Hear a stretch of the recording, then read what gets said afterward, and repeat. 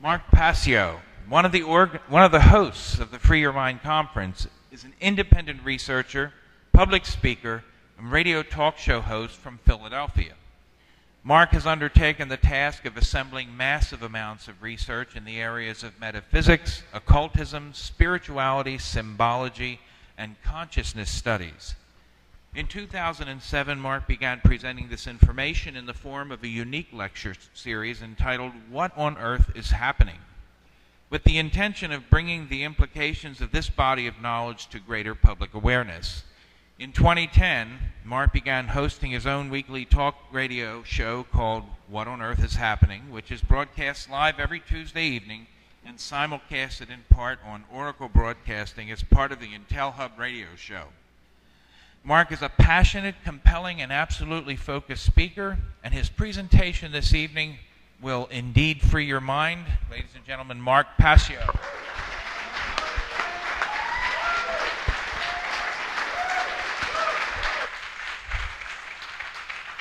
Thank you all very, very much. Thank you all for being here this evening.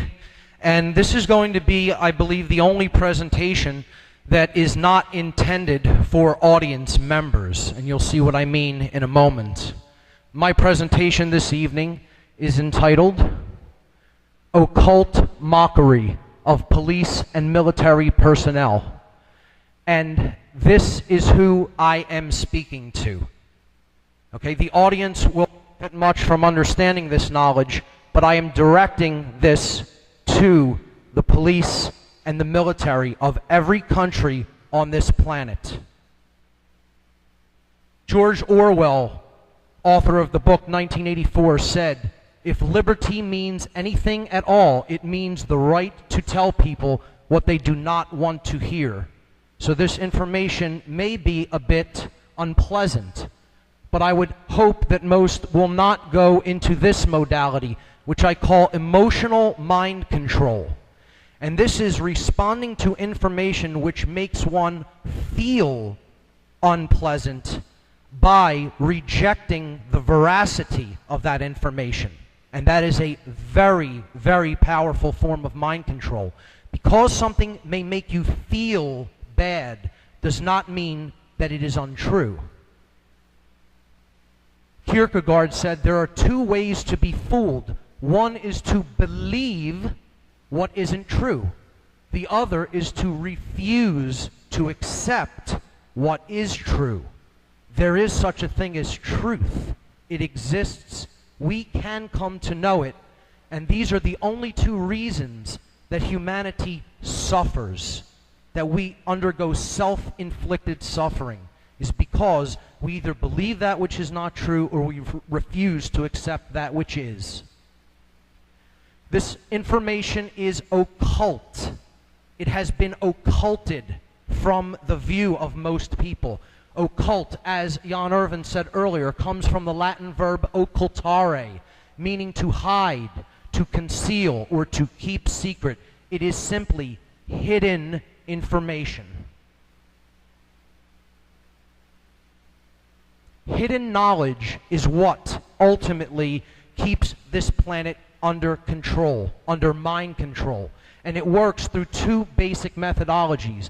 The first is hierarchy, or a chain of command. The second is compartmentalization, meaning each area being kept distinct from the other, and the other area not knowing what the other one is actually doing, so you don't see the interlocking pieces of the agenda. Occultists are the rulers of this planet, plain and simple. And they are dark occultists. And I have first-hand experience, so I'm qualified to speak on this topic because I was directly involved in the dark occult. I was a priest in the organization known as the Church of Satan for years. And admittedly, this is the Boy Scouts of the satanic hierarchy, at best. At best. It is a psychological profiling system in order to take people up who display psychopathic tendencies for grooming into higher areas of the dark occult. Anton LaVey himself appointed me priest on March 19th. Okay, a very significant occult date. This is a letter from his wife Blanche Barton, and you'll notice that it says Mark Rokar. That is indeed me. There is my home address on the letter. That is a demon name which I took as part of my dark occult initiation. It is a cat demon from the Gnostic book, the Pistis Sophia. Okay? I took it because I am born under the sign of Leo. Blanche Barton said, "Dear Mr. Rokar, Dr. LaVey has been favorably impressed with the skill and mastery you have shown in various opportunities to represent the Church of Satan and Satanism in general. You have proven yourself to be magically and materially adept. Therefore, he felt it was high time you were granted the title of priest in recognition of your dedication, knowledge, and ability. May the fires of hell continue to strengthen and inspire you. Hail Satan, Blanche Barton." Hidden knowledge controls the world, and that is what the dark occult are using against us as a weapon. What is this hidden knowledge? Ultimately, it is knowledge about nothing else at the deepest core fundamental level but the knowledge of who we are. Our consciousness and how it works. And these are the three modalities of consciousness. It has been called mind, body, spirit. But it is indeed our thoughts, our emotions, and our actions. That is the true Holy Trinity of consciousness. And it is all about us. That is the knowledge that they have occulted from sight. It is also the knowledge of how there are physiological expressions for these three modalities of consciousness, particularly in the brain. We have three complexes in the human brain. The first is the reptile complex, the R complex. This is responsible basically for controlling our instincts, our basic survival mechanisms, and motor skills. It is also called the brain stem, and this is the lowest consciousness part of the brain. We have a midbrain, which helps us to experience emotion, and that is known as the limbic brain, or simply the mammalian brain. And then we have a higher brain, a human brain, the human neocortex, which is ultimately responsible for higher order thought functions when it is operating in a state of balance. If it is not, we revert into either emotional mind control through the limbic system or into male dominator behavior through the R complex. This part of the brain, the neocortex, the higher brain, the human brain, needs to be balanced. That is ultimately what should be our ultimate goal in life, is to bring those two hemispheres, the masculine solar left brain hemisphere and the feminine lunar right brain hemisphere, into a state of harmony and balance, so that it opens the third eye, the human pineal gland, and it balances the brain. And I've displayed the symbols of the chalice and the jade coming together to form the blazing star, or the all-seeing eye, to represent that concept. This is what happens when the human brain is in a state of balance on the left, a holistically balanced brain. When it is in a state of imbalance, the neocortex shows a pattern like that, and that is electrical deadness of the brain. Generally, that form of electrical deadness, of synaptic damage from chronic left brain hemispherical imbalance, is caused by high levels of adrenaline pumping through the central nervous system. Well, when we think about high levels of adrenaline, that brings us to these two groups of people. There is a lot of physical brain damage that has taken place. Make no mistake about it.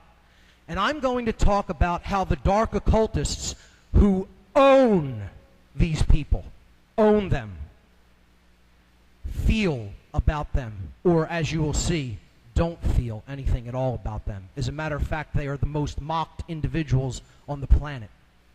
If you think that they have contempt for the general sleeping public, you haven't seen anything. They call the general public, dark occultists, they have two terms for people that I've only ever really heard them use. They call the general sleeping public the dead. The dead is what they refer to the public. Because their rationale for this is, if you do not have activated thoughts, activated emotions, and activated actions, therefore you are completely unconscious and therefore not truly alive. And therefore, we may treat you however we wish to treat you. If you think that's bad on how to think about someone, another living being, wait till you hear what they call these individuals. They call these individuals, and from first-hand experience, from their lips to my ears, they call these people our dogs. That is their name for the military and police. Our dogs. I have also sometimes heard them referred to simply as our pets. This is what they actually think of these people, as human pets. Human pets is how the dark occultists view the military and the police. And that can make you as uncomfortable as it gets, but that is the case. That is the truth. In this presentation, we're going to look at occult symbolism, but it's not going to be as overt as this. Now, this is a U.S. naval base at Coronado Island, San Diego, clearly showing the symbolism of Nazism. And this is the reversed swastika as seen from above. The SS, the symbol of the Schutzstaffel. Okay?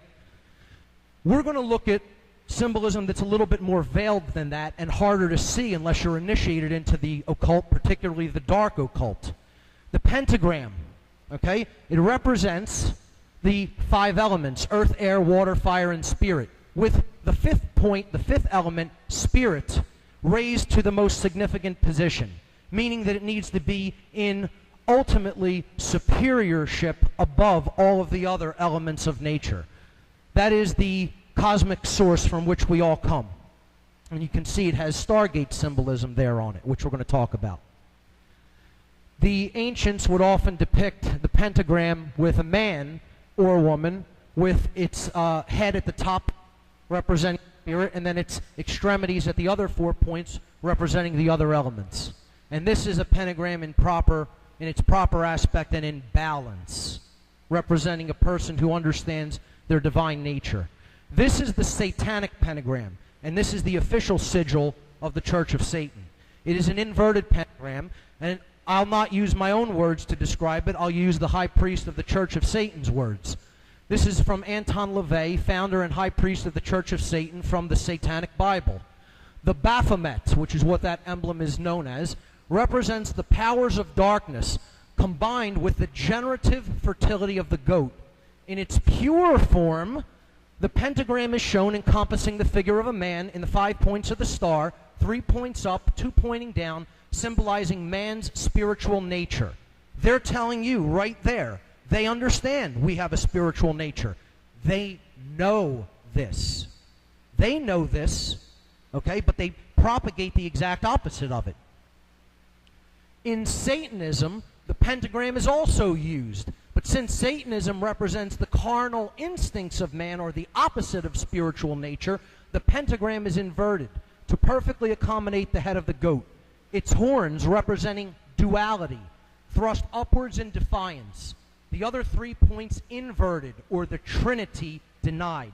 And that Trinity is not the Christian Trinity as it is commonly known, but it is indeed our thoughts, our emotions, and our actions, which the dark occultists seek to suppress at all times. 3 of them, to keep in a state of deadness. Now, let's look at where the pentagram is used in military and police symbolism. The first and most obvious is the U.S. Army, which its sigil, its emblem, is simply a giant star pointing upward. The star pointing upward, in its proper aspect, represents sovereignty, self-ownership, as Larkin Rose so eloquently explained. This is being your own master. You're controlling your own destiny in life.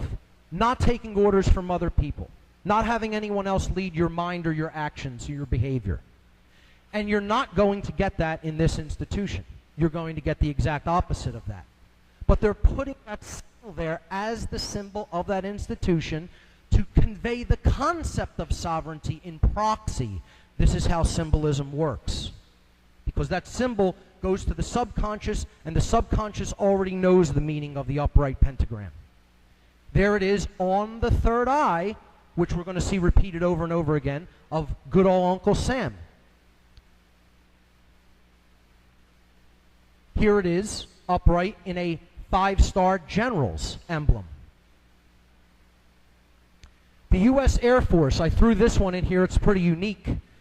This is their emblem. This was in Freeman's presentation times. Now, on first look, you might not see it, but I'll highlight. There's the star, okay, upright again. But if you color the different components differently, I think you can see a different shape comes out. And that is indeed the face of a demon. I don't know if you can see that there, but it's an angry, scowling demon with, its eyes slanted downward. And indeed, that is what the Air Force basically acts like. They swoop in from above. That's similar to the face of an owl as well, a scowling owl, which is also another dark occult symbol. Here's the inverted pentagram on the Victoria Police's logo. Now, whose right are they upholding? The people of Victoria, or are they upholding the British Crown? Well, I think you can tell because the British Crown is in the superior position. And that is who they're serving, not the people. There you see on the inside 5 stars again, all pointing up, representing sovereignty, of which this organization has nothing whatever to do with. Here's one of the most satanic emblems on the face of the earth, the military medal of valor, which people would hold in a complete different light unless they understand the esoteric dark occult symbolism that it contains. We'll get into more of it later, but I just wanted to point out clearly there an inverted pentagram with the goddess symbolism there in the middle of it. The goddess in different ancient traditions represented our emotional aspect, the sacred feminine, which Laura Eisenhower so eloquently went into yesterday. And that is put right into the middle, into the heart of the inverted pentagram. And we'll see there's even more covert symbolism on later. The inverted pentagram can be found geomantically, okay, put into the Washington, D.C. street system. This is called a Faustian pentagram with one broken arm. I won't get too deep into that, but this building right here is the White House, and that's the Commander-in-Chief of the Armed Forces, and an inverted pentagram points directly at the White House in the Washington, D.C. street system. The Pentagon, the place where war is waged from in this nation, imperialism, okay, is the very hub or the heart of the 5-pointed inverted pentagram. Here it is on the FOP's logo, a Masonically connected institution. And I make the distinction. There is such a thing as true, esoteric, positive, light Freemasonry versus what has become a completely infiltrated institution, dark Masonry. And the lodge system is in a state of disarray. And I know there are some Masons right in this room. And I'm doing this on my podcast right now. The shows I've been doing are all about Freemasonry recently, and you can see the distinction that I'm making between true Freemasonry and dark occultic Masonry, and there's a world of difference between the two. Here we see the inverted pentagram again on the third eye chakra, put right on the forehead of the person who's being mocked occultically by putting it there. They're telling them they're in a state of total denial of their own spiritual nature, and they're putting that emblem right there and they can't see it. The all-seeing eye is the next symbol that needs to be understood. This is a commonly misconstrued symbol. What it ultimately represents is the balanced brain hemispheres combined with the heart. So it's the heart-mind come to full expression, and this is a symbol that is co-opted and perverted. and come to be used or identified with the dark occultists. However, that is not what it really represents. What it really represents is light. It represents balance. It represents the light of the Creator, the true Creator. Okay? It represents thought, emotion, and action in unity, non-dual consciousness. Now watch the eye there, up there. Ultimately, that's what it represents. There it is, the human pineal gland in the center of the head, awakened. It is open. It is our one eye, the spiritual vision that only activates and comes online when we become awakened. The dark occult wants to put that light out from the world to build their new world order. This is the world they want to build. They want to finish that pyramid of stone, of block, of bricks, which block us from our true nature. They want to build the world of darkness with no light in it, where they rule from the shadows. And they have all the light in a state of disconnection with everyone else. So this is a dual symbol, and it needs to be understood as such. We need to bring that light to fuller manifestation in the world, to get rid of all the blocks, and to bring that light down so that it joins up with the earth, and we can complete the one true great work of truth, love, and freedom. So that is the all-seeing eye. Let's see some examples of it. The first place, obviously, where that sigil comes from is from the $1 bill. Again, identifying it with unity consciousness. The word money is right before our face every day. Billions of people say this word, and they never have actually simply split it in two. The one eye. Mono and eye. And they're identifying it with the true one eye, and they're giving it to us again in proxy. And we'll look at how the color green is used in connection with money. Okay? This is the most powerful force driving mind control. This is the ultimate form of mind control. This is what people do dark occultist bidding for. It is the most powerful religion of this world. I have often called it the one and only religion. No matter what religion somebody is, they believe in this. It is the most powerful God of this world. It has taken the place of the true God of creation. Just like in They Live, the hero looks at money without his sunglasses where he can see in an awakened state, and he just sees a $1 bill. But put on the glasses, what does it say? This is your God. Let's look at the frequency aspect of this whole system of control through symbolism, which we'll see come up over and over again. They color money green here because they want to attach it to several ideas. The first is balance. Green is the middle of the visible spectrum of light. It is the color of in the frequency range that the human eyes can perceive. Therefore, it comes into the middle of our vision. And that's a theme that's going to come up over and over again. We see that the rainbow energy wheels, known as the chakras, okay, go in frequencies from red and then up through the violet to the crown chakra, from low to high frequencies. The heart chakra is right in the middle. So that is the center of self, the heart, okay? And it's colored green. And interestingly, the Anahata chakra is a six-pointed seal of Solomon, the blazing star, which we've already seen. There it is. Green is the color of nature. Nature provides this color in the greatest abundance because this planet is attempting to love us. And we return it for money and for the jobs that we feel that we must do with rape. That's what we return the planet's love with in general. But green is the center of nature, in addition to being the center of self. It is also, as we've already seen, the center of consciousness, the balancing of the blue frequencies of the right brain with the red of the left brain, which is why I colored those that way.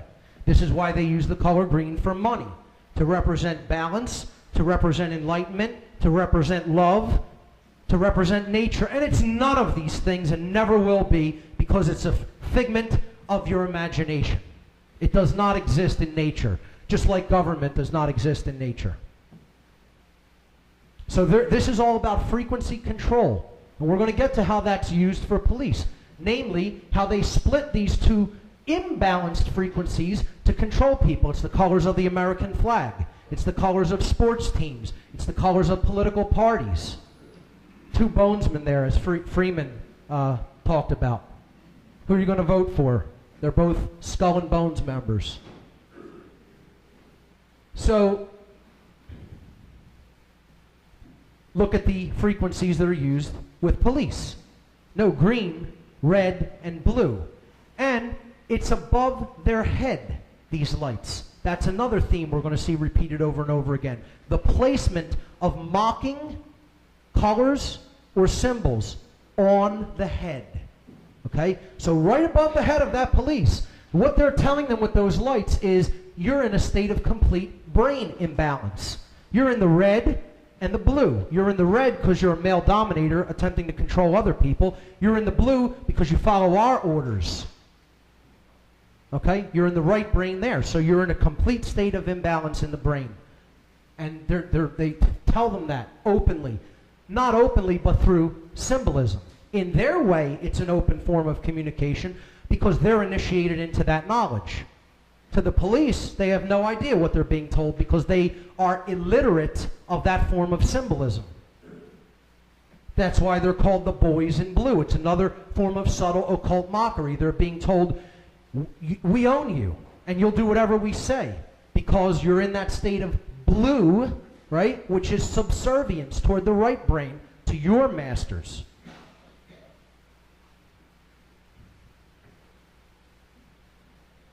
The hierarchy system works through the secret society networks. This is also why the Blue Lodge degrees are the only 3 degrees in general that Fraternal Order of Police members move up through. This is called porch masonry. Okay, not being initiated into the higher levels of knowledge, but basically operating in a form of a brotherhood of you scratch my back, I'll scratch yours. If crimes are committed, we'll cover them up for each other, etc., and so forth. And this is not how true Freemasonry is intended to be carried out. It is intended to be a system that teaches morality, ethics, and the understanding of natural law. And it is in a deplorable state in the world today. It has fallen. So I'm going to get into some Freemasonic symbolism to show how police are mocked through this as well. This is the first degree tracing board of the entered apprentice degree.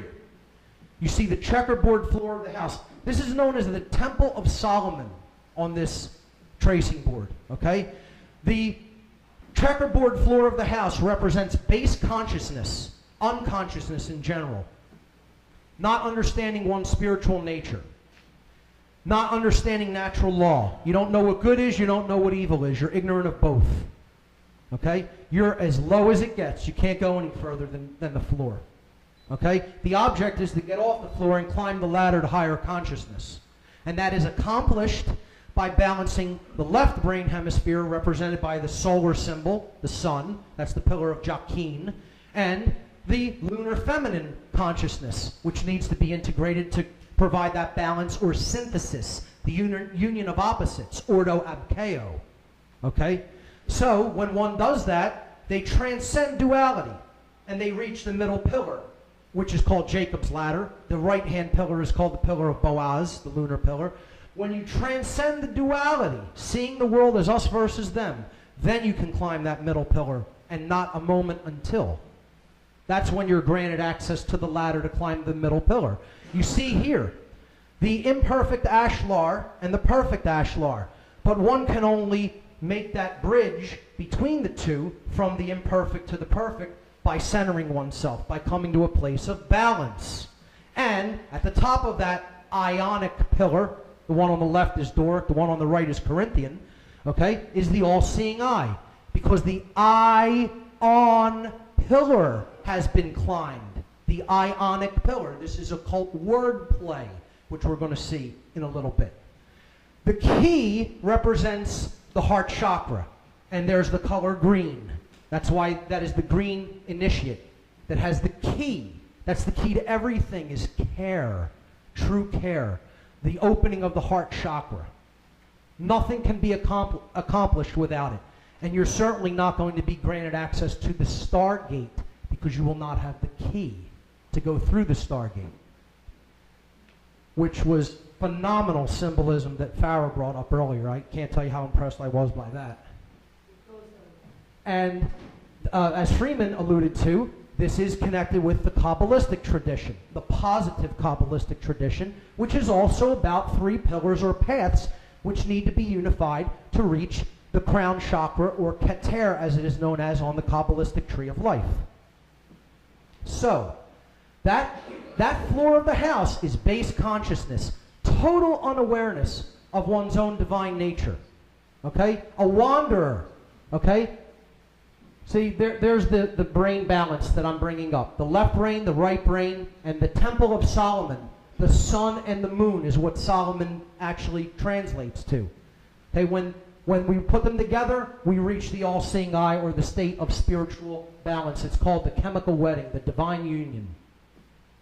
So that floor of the house represents unconsciousness. Let's look at how that's used. It's wrapped again around the brain of the police, wrapped around their brain. They're telling them in a mocking way, you don't see anything. You don't know what light is. You don't know what darkness is. You don't know what good is. You don't know what evil is. You don't know right from wrong. You're a complete wanderer in desolation on the floor of the house, totally unconscious. And they're telling them that their brain is in a state of that kind of imbalance, in disarray. And they put the other symbols on the third eye chakra. The hypercube is one of the most occulted symbols in all of occultism. And you don't reach the understanding of the hypercube unless you're initiated into some tradition. Okay? It's very difficult to even get information about this symbolism unless you actually belong to some form of an occult institution. The hypercube represents a prison. This is prison symbolism. Okay? The inner cube represents the spiritual or divine nature, and it is imprisoned in the physical world. Now that's a worldview. Okay, this is what this worldview is attached to this symbol in dark occultism. I'm not saying that the entire physical universe is a prison. I'm telling you that that's how dark occultists use this symbol. Okay, so this is everywhere actually, the hypercube. In my research for doing this presentation, I found it everywhere. And there were many examples, so this will be a little bit of a longer section. This represents dimensions or densities. 0D is the point. We extrude the point for 1D, we get a line. We extrude the line and we get 2 dimensions. We extrude the plane and we get 3-dimensional space. But then what happens if we try to extrude a cube? Well, this is what the extrusion of a cube looks like depicted in a 2-dimensional projection. And that's another way of looking at the hypercube. Okay? That's 4-dimensional space-time. Okay? This is what the hypercube looks like if you visualize it in 3 dimensions. An ever-rotating prison of sorts. Okay? It always morphs into itself and never goes anywhere. Okay? This is a piece of dark occult symbolism. It is not just only used in a dark occultic way, however. Okay? But I'm just explaining, this is the mindset that dark occultists see and use this symbolism in. All right? There's the 3D model and the 2D projection, which looks like an octagon in the 2D projection of the 4D hypercube.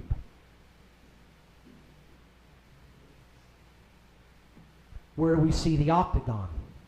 Again, on top of the crown chakra now.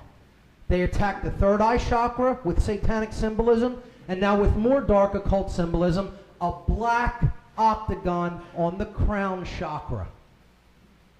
There it is. When are these individuals going to wake up and stop thinking in terms of dualism as us versus them? I wonder, I ask that question. Now, another way of looking at the hypercube is 2 squares. And this is also, it's difficult to find accurate information about this unless you are going into some form of occult school and learning it from themselves to see how they view this symbolism. So here we see the two squares on the Sussex police logo. This is another way of depicting the hypercube or the octagon. There it is, in the intersection between the two squares. Now, I'm quoting from David Icke from his book, The Biggest Secret. The double square, one square on top of another in any form, is more secret society symbolism. In the secret language of symbolism, one square on top of another means control of all that is right, all that is wrong, all that is just, all that is unjust, all that is positive, all that is negative. In other words, we control everything. And I got news for you. That does not mean the police control everything. The occultists who crafted this symbolism for the use by the police are telling the police that we control everything, including you. And where we see the double square on the third eye chakra once again. There's the octagon, combined with the floor of the house. There it is again. Once you start to see it, it's everywhere. There it is again. But you have to, and there it is combined with the floor of the house again. Mocking these people brutally, wordlessly, because they know nothing of occult symbolism. Hell, they know they've barely read a book in their lives, let alone understand anything about the occult. And I'm sorry to say that, but it just happens to be the case. You know, no study of self, which is the only thing knowledge really worth having. Here we see in the second commando unit, the double square again, very clearly seen there. Here is an octagonal patch of U.S. Army forces, okay, right in the center of the hypercube or octagon.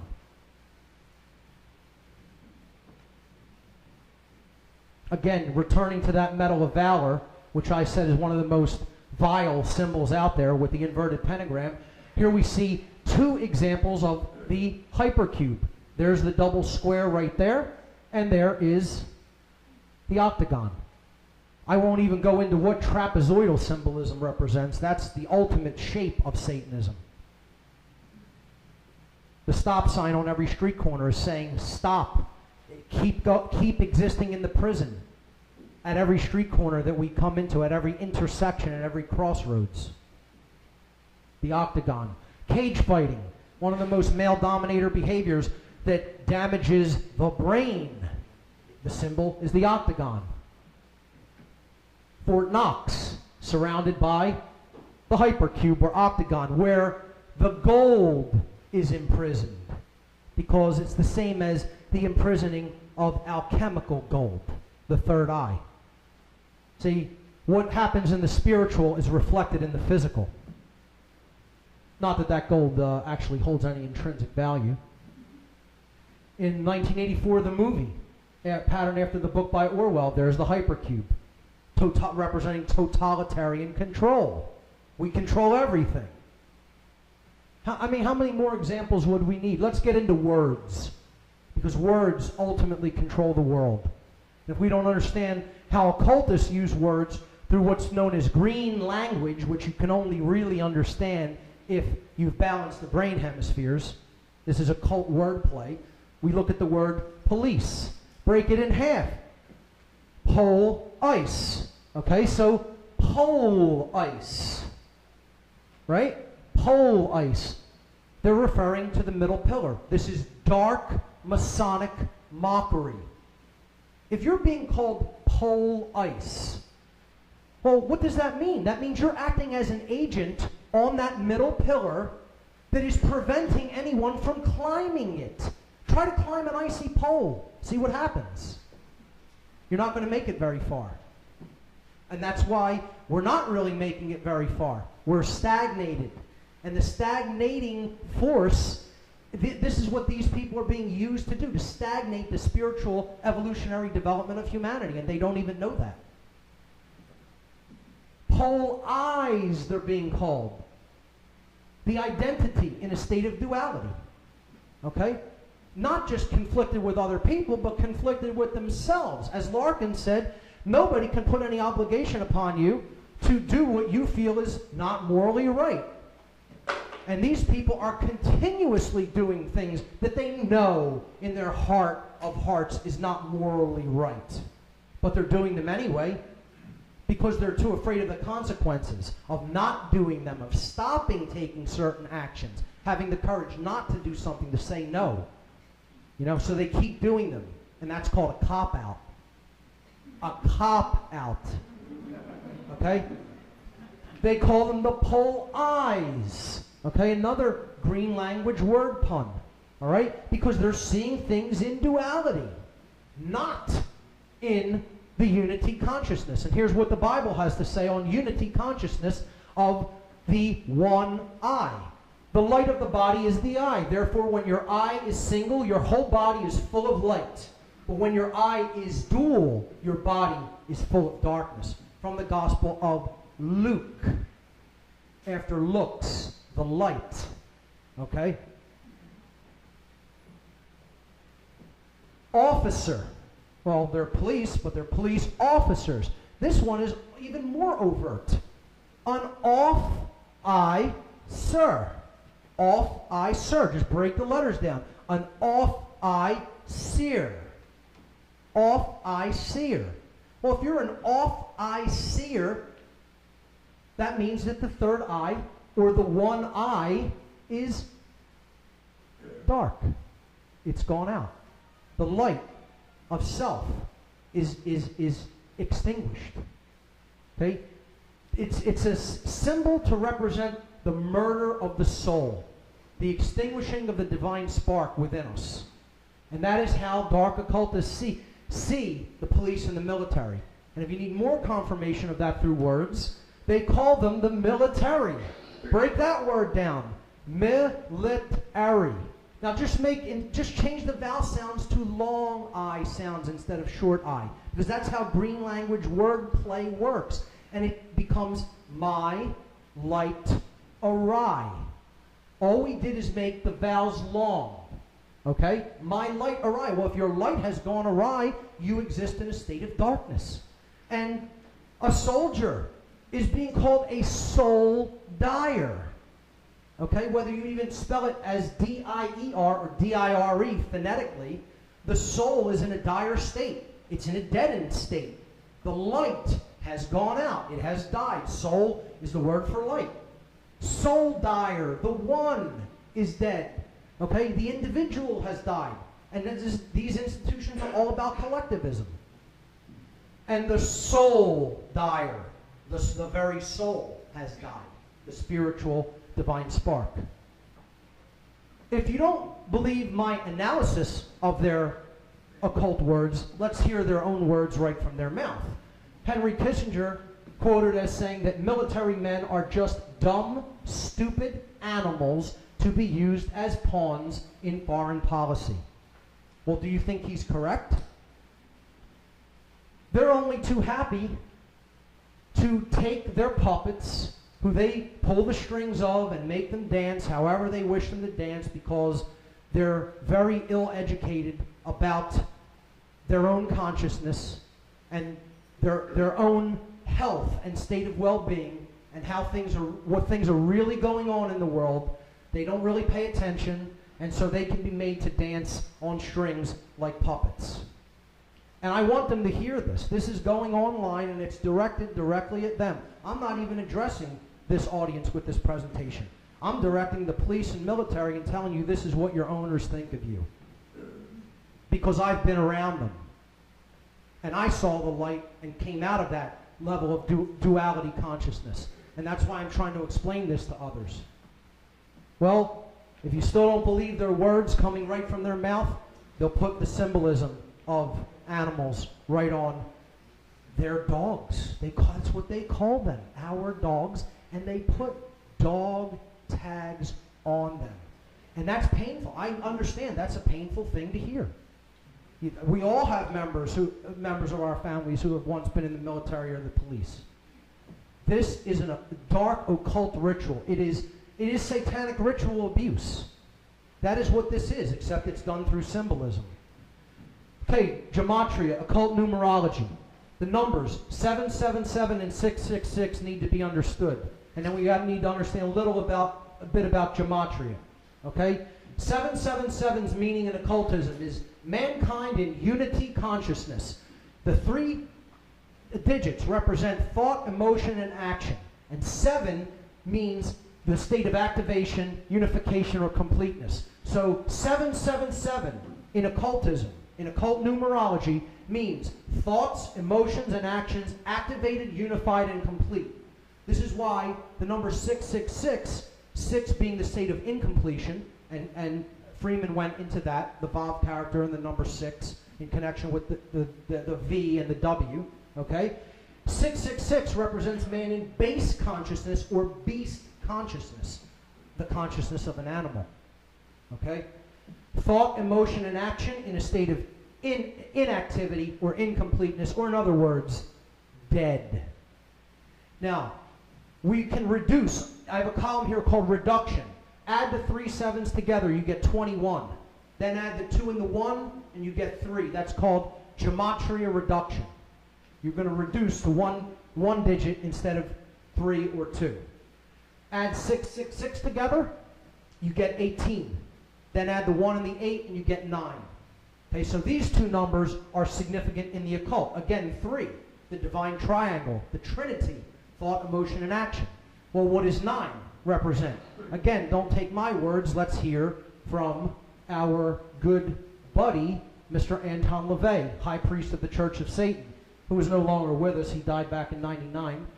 9, the number 9, despite others' attempts to identify a certain number with Satan, it will be known that 9 is his number. 9 is the number of the ego.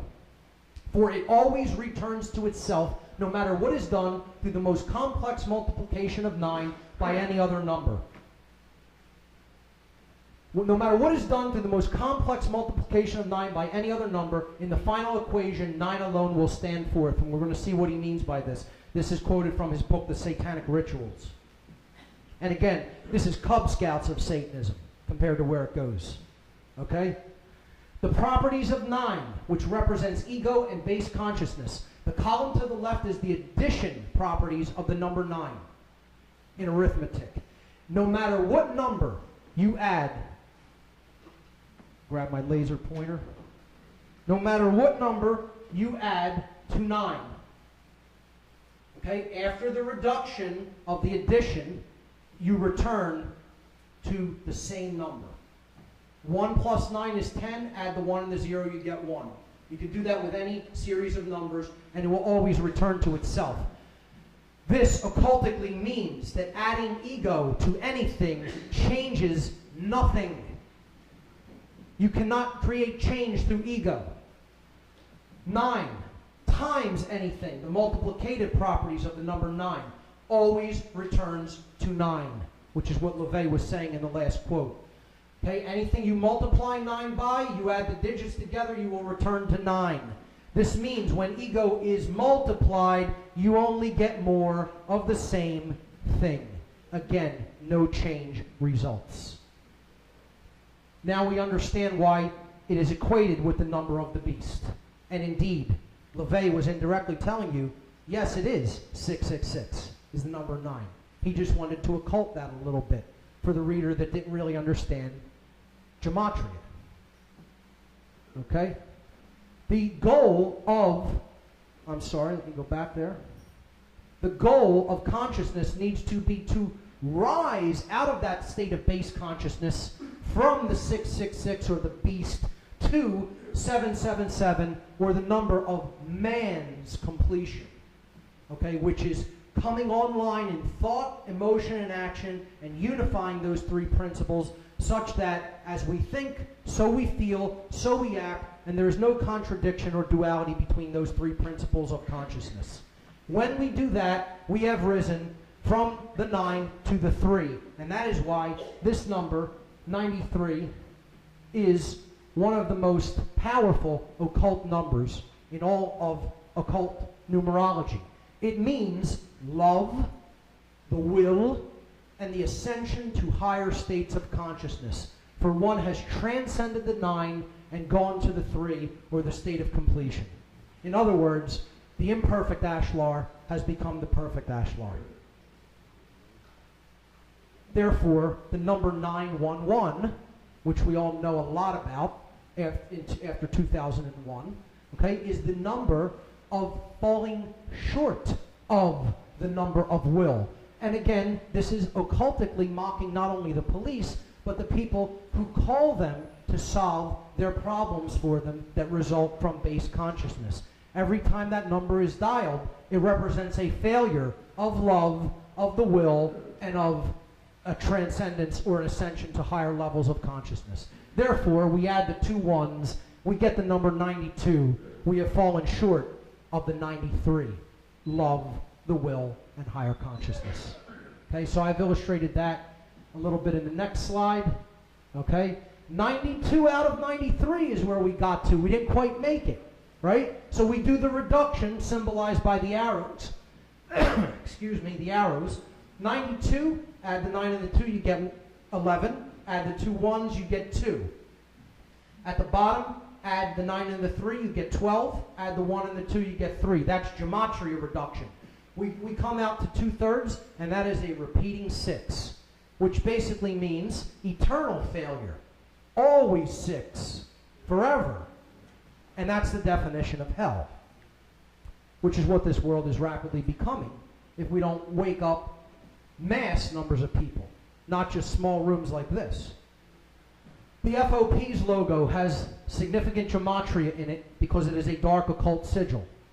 F is the 6th letter of the English alphabet. This is English gematria. Okay, A, B, C, D, E, F, 6. Okay, O is the 15th letter of the English alphabet, and P, right after O, is the 16th letter of the English alphabet.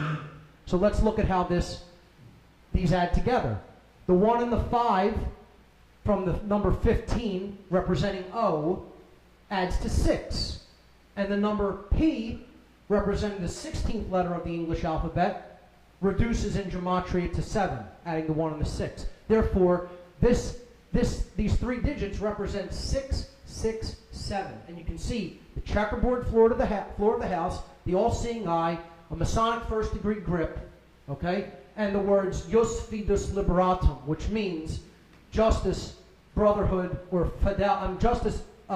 fidelity, or loyalty, and freedom. Okay? And anything but is what you're going to get with this institution, because they are serving the dark occultists that they have no idea even exist, let alone control their minds and mock them continuously. Okay? So, 667, well, what's that number mean? Well, in relation to 666, it's not quite the beast, is it? It's just a little bit beyond it, right? Because it means in thought there's 6, in emotion there's 6, but in action there's 7. That means that they're acting without thinking or feeling. Acting without thinking or feeling. That sounds a lot to me like just taking orders and not caring about what the results of those orders are. It sounds a lot to me like Nazism or Satanism, because the Nazis were Satanists. I mean, look into their rituals that Himmler did at Wewelsburg, and you'll find out how satanic they are. As a matter of fact, the group I had some affiliations with, but never was an official member of, the Temple of Set, the high priest of that institution, Michael Aquino, actually traveled to Wewelsburg to conduct occult workings in the place where Himmler conducted them. He loved this guy. He thought Himmler was the greatest thing. He actually owns a dagger from Himmler. And as Jay talked about yesterday, you know, they're big into trauma-based abuse as well. Aquino is an expert in electroshock abuse, and he was pretty much getting ready to be brought up on charges of child trafficking and pedophilia, but of course it didn't stick because his owners want him to continue his dark satanic activity.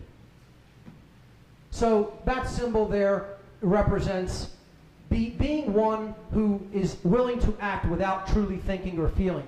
But moreover, we see the pillars of the first degree board as seen from above. Just imagine that first degree board again, and you're viewing at it from above the Temple of Solomon now, right? Well, the pillars of duality have been turned upside down, right? This is the pillar that's beyond the checkerboard floor. This is supposed to be over here, and these two pillars are supposed to be down there. But they're reversed on this satanic sigil. What it's saying is we are attempting to create duality and raise it above unity.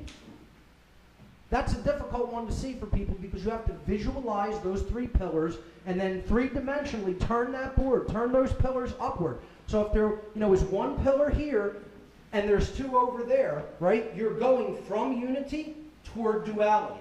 When there's two out here and you're going backwards like this and there's one in the back, you're transcending duality and traveling toward unity. So what's being said here is we are raising in the superior position the concept of duality above unity consciousness. And that is indeed what the police represent. There it is. Why do they continue to behave as such, these institution members? These institution members. The word institution means the same thing for a big hierarchical and compartmentalized structure and an insane asylum. Another word play, right? Because they're in oppositional consciousness. And the word opposition is connected with dark occultism. The word Hashatan is where we get the word Satan. It's a Hebrew word originally. Hasatan is written there on the right in Hebrew, and it means adversary or opposer. That's the root of the English word Satan. Simply oppositional consciousness in which one acts without thinking or feeling is the hallmark of the ego gone completely haywire, and that's called Satanism. That's the religion you serve, whether you understand it or not. If you exist in that mindset, you are a Satanist. And I know I'm not addressing anyone in this room, but I am addressing people who will be seeing this on many video websites and on the Free Your Mind Conference website after the event is completed. Because I don't exist in that state of oppositional consciousness or fear. I'm putting this out there no matter what it means, because I know my divine nature, I know what I'm here to do, I know who I am, and I'm not afraid of anybody or what they could do to me in this three-dimensional reality. They also act the way they do because they're under bombardment from different poisons, namely from food, which we talked about today a little bit, from drugs and medications that they don't need, and the satanic pharmaceutical cartels propagate continuously. Never look for a cure, only look to treat symptoms and imbalances. You know, the media you take in is just as important as the food you eat or the water you drink.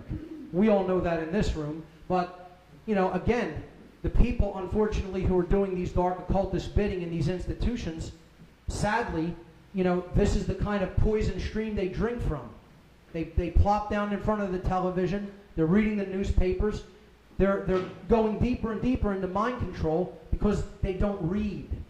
Jan Irvin likened the word liber in Latin, which is the word for book, and the root of liberty, freedom. Freedom and reading go hand in hand, and they cannot be separated from each other.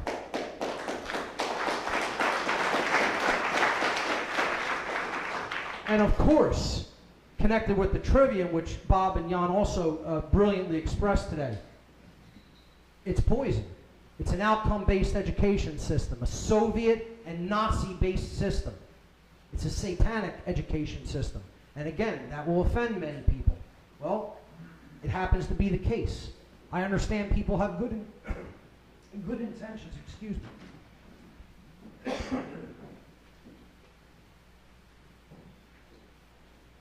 I understand people have good intentions for why they become involved in the institutions that they do, but you know the phrase that the road to hell is paved with good intentions. Check. Is it out? You don't need a mic. Yeah. Probably should have just done that from the start, right? I'm a loudmouth. Okay, how much time do I have? About 15 minutes. Beautiful. I'm sorry. Okay, you got it. Hello, check. Yep. Sorry. The other wireless should be up there. I apologize, folks. Check. Great. All right, I'll try to back off a little because I know if I hit you with that, I'll hurt some people's ears. Okay. So the education system has become a poisoned stream as well, and they've all been indoctrinated. Indoctrination. It's another word for training. And we don't train people. We hopefully try to educate people, but we train animals. You know, that's what they're being done when they go to basic training. Another form of mockery. Jefferson, regarding education and indoctrination, said that if a nation expects to be ignorant and free in a state of civilization, it expects what never was and never will be. You cannot be ignorant and free. These are the antitheses of each other. Okay? That's a complete oxymoron. Ignorance and freedom do not exist in a state of simultaneous existence. Another reason why this country is going into bondage, if we don't wake up and stop being hoodwinked. Hoodwinked is what these people are. They're blindfolded, and we need to be the purveyors of light to take this information out, to understand it well enough that you can rationally and logically explain it to another person. And I know that is a little bit difficult without first-hand experience in the way I've been blessed to have. I don't look at my experience in the Dark Occult in hindsight as something that was horrible. I look at it as something that was a blessing because I learned so well the dominators of this world's mindset, the psychopaths that run this place, this insane asylum. I understand their mindset probably better than most people on the planet. And I'm going to bring them down with it.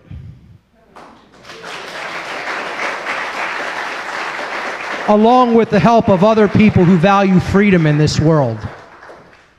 So the idea here is to stop allowing someone else to control your actions when it conflicts with what you know deep in your heart to be right. And I know most people are in that state of consciousness who are in this room, but again, I emphasize I'm addressing the people who are in these control-based institutions. Because this is what they're doing in the world. This is what they're being made to act as. Okay? And they claim that they come as liberators, but they're acting as Natural Resource Liberation Incorporated. What a great graphic that is. And sadly, this is a very difficult image to look at, but this is also what they're being used to do. Torture human beings and traumatize them into even lower states of consciousness. They're being used to take away natural inherent rights, which we all have as sovereign beings. We are all sovereign beings. And we don't need to ask anyone for our sovereignty. We are sovereign. The end, full stop, period, nothing else after it. We are sovereign. That means I own me, you own you. The end. That's it. That's all you really need to know. But these people are attempting to subvert other people's natural sovereignty and take away free speech and freedom of assembly. This happened right here in this state less than 2 years ago. Right in Pennsylvania, in Pittsburgh, PA, during the G20. Freedom of speech was completely assaulted in the Commonwealth of Pennsylvania. A disgrace what these people did in the name of just having been given a little bit of power over their fellow man. You know, because someone told them that they have that right. And they don't have that right, but this is all it really equates to. Because the person really doesn't have self-respect at a deep level. They feel inadequate. And it often derives from a couple of things. How they've been treated as when they were young. The conditions they grew up in. You know, there are influencing factors, but I say there are no cop-outs, no cop-outs for that. Julian Huxley, a eugenicist, said this statement: a really efficient totalitarian state would be one in which the all-powerful executive of political bosses and their army of managers control a population of slaves who do not have to be coerced because they love their servitude. Now, I know we generally apply that to the general unawake people, but I want to specifically address and relate this statement to the police and military, because they're not only acting as the regular slave who loves their servitude, but sadly, they're acting as the slave that is given a little bit more power over the other slaves, thinking that they have a right to control them. And this is a concept in the Civil War which was known as the house slave. And that is what they are acting as. I'm not saying that's what they are in the core of their being. I'm saying that is the role that they are playing and falling into because of the level of mind control that they are under through the belief in authority.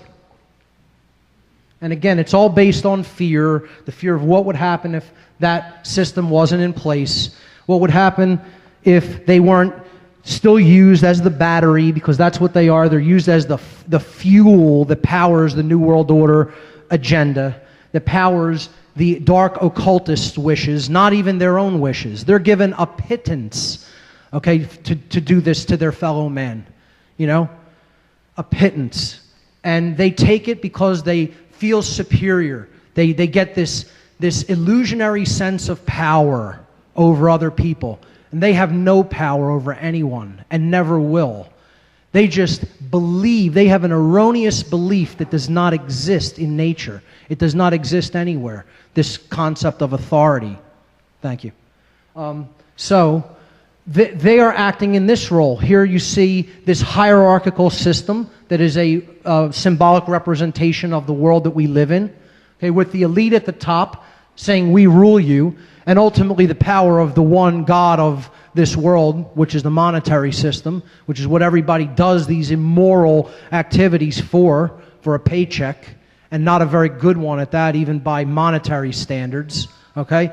And that's the proxy, again, for balance and awakening and the true sovereignty and the true spiritual nature, which is what everyone truly, really wants and desires more than anything else, is to come to that full expression of light and awakening. And that's why they take advantage of that and put the frequency of balance and the symbols of balance on that money, because they're trying to position it in proxy as the true God of creation. That's why it's depicted there at the top. And don't get it twisted and think that I'm some kind of a socialist because I'm saying money doesn't exist. That's another form of control. They're two sides of the same coin. It's all about authoritarianism, the belief in authority, whether it's the belief in runaway capitalism that lets corporations and government do whatever they want, or whether it's allowing government to have all control of all resources and mete that out to whoever it deems is fit for them. Both of those things are systems of slavery and nothing more than that. So they position, well, underneath here you have the priest class, which is saying we fool you, and underneath that the military and police classes, which say we shoot at you, because they see things in a state of us versus them, and they're just living for the pittance that their masters above them dribble down to them. But the mass of people, of course, well, now you have the richer classes of people, you know, in the social strata saying we eat for you, but then all of the people, the general masses of people down at the bottom saying we work for all and we feed everyone. And this is the system of hierarchy and compartmentalization that we're currently locked into, but it's not going to be around for much longer, because this information is going to reach more and more and more and more people's eyes and ears, and it's not going to stop until this system is brought down.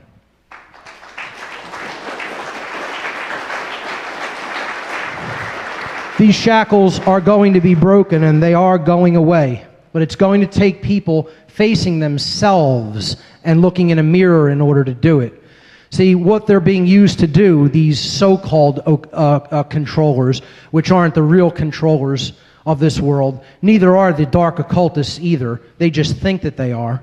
And I want to stop calling them the elite. That term should not even be applied to them. They're the elite of nothing except a sewer. That's what they're the elite of, okay? The true elite people are the people in this room, okay? The people who have awakened themselves.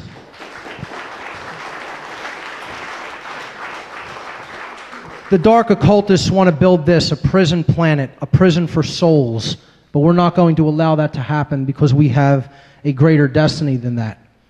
They want to build hell on earth. Vernon Howard, now I'm going to get into solutions in the last few minutes. Vernon Howard said, human sickness is so severe that few can bear to look at it, but those who do look at it will become well. Self-examination, self-knowledge is the ultimate answer to all of this. If we know not ourselves, we know nothing. The oracle at Delphi of the mystery tradition said, know thyself, and you will know the universe and the gods. Vernon Howard put it best. That's where the answer lies, by looking inward and looking in the mirror and understanding what we have allowed ourselves to become, by doing the bidding of other people who do not have our best interests in heart and who are actually psychopathic in nature and are just using people to enforce their agenda, which ultimately leads to nothing but death and destruction. And that's what the police and military are being used for. In plain words, that's it. Okay? The mirror is the solution. Nowhere else. No place outside of ourselves does the solution lie. It lies inward and only inward. Okay? And this all comes down to the concept of respect, which is ultimately what the people who are still in this institution, in these institutions, regardless of what their intentions may be, still lack at the deepest core soul level. Okay, respect comes from Latin. Re means again, and spectare is the verb to look at. They need to take another look at themselves, and that's the only way out is inward. Okay? I'll be wrapping it up very soon. Conscience must be developed. The unification of the left and right brain in harmony with each other, with the heart, or what I've called the heart mind. Okay, I haven't coined that phrase, but I've heard other researchers refer to it as that as well. The heart mind must be developed. And what conscience means is it comes from the Latin language as well. And I love how Jan broke down a lot of words in Latin, because I do this all the time as well. You know, language, we have to get down to the core of what words mean to understand how they're being used. Language is very powerful, and it's a powerful system of control. But once we know it, the meaning of those words comes up to the conscious level, and then we understand what's being said to us through the use of words. Con in Latin means together, sciere, the verb to know. So consciere, or conscience, means to know together. This is the concept of common sense, of what is right and what is wrong. And we all have it deep down inside. It's just been conditioned out of some people more than others. Don't be a copy. A copy, another form of mockery. Don't be a copy. Be a unique individual and think for yourself. And I know I don't need to tell that to people in this room, but I'm looking at the camera when I say that. Stop believing in this concept, which Jan also broke down, the word government, from the Latin verb gubernare, to control, and mente, mind. Government means mind control. It means it in the word. If you believe in this concept, you are under mind control, period, the end. And it means responsibility. That's the ultimate solution along with respect. David Icke, I'll quote him, he said, accept responsibility for yourself and your actions, thoughts, and words. You alone make choices. You alone are answerable to the consequences of your behavior. The feeble excuse that your boss required it, the establishment expected it, holds no truth or justification. Responsibility means no cop-outs. What is the point of having principles if you allow others to dictate your behavior? At the end of the day, you will judge your performance and the contribution you have made to creation. It will not be based on what another expected of you or what you did because you felt trapped. There are no cop-outs. The people who think that they are in control have no right to do what they are doing, and the people who are acting as slaves, willing slaves underneath them, have no right to usurp the natural law of sovereign human beings on this planet. And it is not going to be allowed to continue for much longer.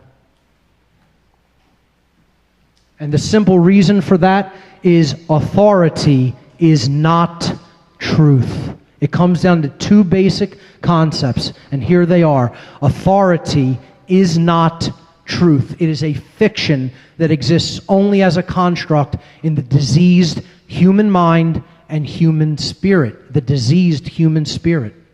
Okay? The truth is that truth is the authority. The sacred feminine, divine, Logos Sophia principle that was talked about yesterday. That is ultimately what the truth is.